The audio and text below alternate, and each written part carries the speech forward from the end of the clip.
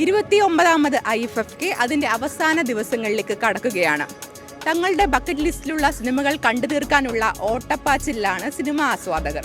നമുക്ക് ഓരോരുത്തരോടും അവർക്ക് ഇതുവരെ കണ്ടതിൽ ഏറ്റവും ഇഷ്ടപ്പെട്ട സിനിമ ഏതെന്ന് ചോദിച്ചറിയാം. ഫെമിനിച്ചി ഫാത്തിമ എന്ന് പറഞ്ഞൊരു മൂവി ഇന്നലെ കണ്ടായിരുന്നു. ഭയങ്കര റിയലിസ്റ്റിക് ആയിട്ടുള്ള ഒത്തിരി കാര്യങ്ങൾ അതിൽ പറയുന്നുണ്ട്. പ്രാവശ്യത്തെ കണ്ടതിൽ ഏറ്റവും ഇഷ്ടപ്പെട്ടത് നീ ക്യാപ്പ് എന്ന് പറഞ്ഞൊരു ഐറിഷ് മൂവി. അപ്പോൾ അവിടെ അയർലൻഡിലുള്ള ഒരു പ്രത്യേക പ്രദേശത്തെ ഒരു ഇൻഡിജിനസ് ആയിട്ടുള്ള എന്താ പറയുക ഡിക്ലൈനിങ് ആയിട്ടുള്ള ഒരു ലാംഗ്വേജിനെ ഇന്നത്തെ കാലഘട്ടത്തിൽ കുറച്ച് ചെറുപ്പക്കാർ ഒരു റാപ്പ് സോങ്ങിലൂടെയും മറ്റുമൊക്കെ എങ്ങനെ അതിനെ ഒരു പബ്ലിക് അറ്റൻഷനിലോട്ട് കൊണ്ടുവരുന്നു, അതിൻ്റെ ഒരു ഇമ്പോർട്ടൻസിലോട്ട് കൊണ്ടുവരുന്നു. അപ്പോൾ വളരെ ഒരു കോണ്ടംപററി ആയിട്ടുള്ളൊരു നല്ലൊരു ഫിലിമാണ്. മലയാളം ടുഡേ കാറ്റഗറിയിലുള്ള കിസ് വാഗൺ എന്ന് പറഞ്ഞ സിനിമ എനിക്ക് കണ്ടതിൽ ഏറ്റവും ഇഷ്ടപ്പെട്ടത്.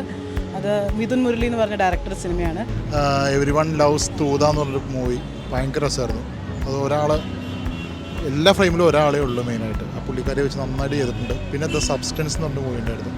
കുറച്ച് വയലൻസ് ആണ്. എനിക്ക് ഈ നിശാഗന്ധിയിൽ എക്സ്യൂം പറഞ്ഞ ഒരു സിനിമ ഇട്ടിരുന്നു. അത് ഒരു ഞായറാഴ്ച വൈകുന്നേരമാണ്. അത് ഹൊറർ മൂവിയാണ്, കൊറിയൻ ഹൊറർ മൂവി. അത് ഒരു ലൈക്ക് ഈ മറ്റേ ജിയോമാൻസസ് എന്നൊരു ആൾക്കാരുടെ കഥയാണ് പറയുന്നത്. എന്ന് വെച്ചാൽ പ്രേതങ്ങളെ ഒഴിപ്പിക്കുന്ന കുറച്ച് ടൈപ്പ് ഓഫ് ആൾക്കാർ. അപ്പോൾ അവർക്ക് ഡിഫറെൻറ്റ് ടൈപ്പ് ഓഫ് പ്രേതങ്ങളായിട്ടുള്ള ഒരു ഇൻട്രാക്ഷനും അതിനെക്കുറിച്ച് പറയുന്നൊരു ഹൊറർ മൂവിയാണ്. പക്ഷെ അത് കൺവെൻഷൻ ഹൊറർ മൂവീസിൽ നിന്ന് നല്ല വ്യത്യസ്തമായിട്ട് അത് എടുത്തിട്ടുണ്ട്. എനിക്ക് ലവബിൾ എന്ന് പറഞ്ഞിട്ടുള്ളൊരു മൂവിയാണ് ഇഷ്ടപ്പെട്ടത്.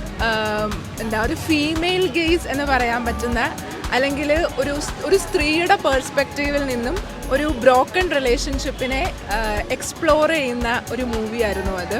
പിന്നെ ഇപ്പോൾ രാവിലെ ഞാൻ നീ ക്യാപ്പ് എന്ന് പറയുന്ന ഒരു സിനിമ കണ്ടു.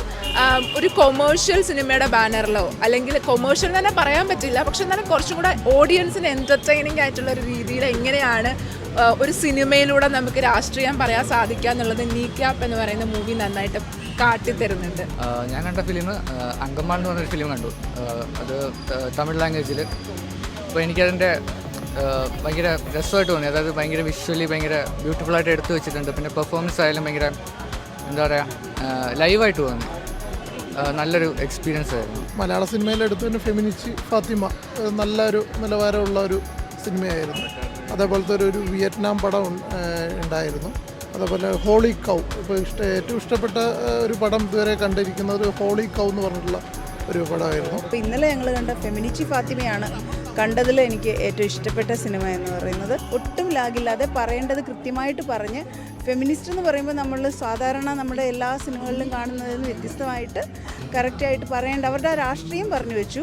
എന്നാൽ അത് വളരെ സട്ടിലായിട്ടും ആർക്കും വേദനിപ്പിക്കാത്ത രീതിയിൽ, ആരെയും കുറ്റം പറയാത്ത രീതിയിലും അവരുടെ ആ ഉദ്ദേശം ആ സിനിമ കൊണ്ട് കൃത്യമായിട്ട് മനസ്സിലാക്കി തന്നൊരു സിനിമയായിരുന്നു. ஸோ இந்த IFFKல எனக்கு ரொம்ப பிடிச்ச படம் தி சப்ஸ்டன்ஸ், அப்புறம் அமெரிக்காசி. ரொம்ப நல்லா இருந்தது. கேமரா, அந்த sound, special makeup, special visual effects and making super. ഡയറക്ടറോட പിക്ചറൈസേഷൻ, ദ സബ്സ്റ്റൻസ്, അപ്പുറം അമേരിക്കാസിൽ സൂപ്പർ. വ്യത്യസ്ത ഭാഷകൾ, വ്യത്യസ്ത സിനിമകൾ, വ്യത്യസ്ത അനുഭവങ്ങൾ, ഇതൊക്കെയാണ് ഓരോ IFFKയും നമുക്ക് സമ്മാനിച്ച് കടന്നു പോകുന്നത്. ക്യാമറ പേഴ്സൺ വിനോദിനോടൊപ്പം അഖില ജി മോഹൻ, കൈരളി ന്യൂസ്.